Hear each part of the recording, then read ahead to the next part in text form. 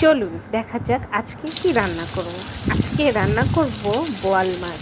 আর বর্ষাকালে বোয়াল মাছ খেতে তো অনেক মজা, তাই না বলুন? তো বোয়াল মাছটা রান্না করব আপনার আদা জিরা বাটা দিয়ে।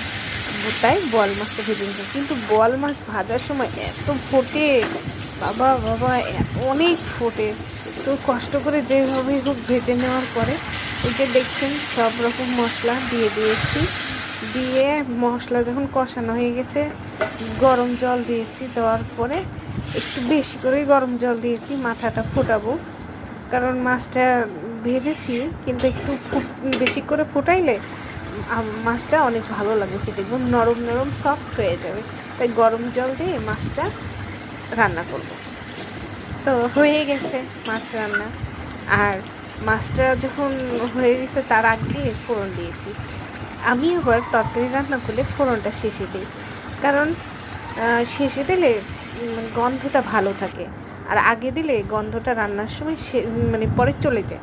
তো এই যে আমার বোয়াল মাছের ফাইনাল লুক কেমন হয়েছে জানাবেন, আর অবশ্যই আমার পাশে থাকবেন, আমাকে লাইক কমেন্ট এবং সাবস্ক্রাইব করবেন। ধন্যবাদ।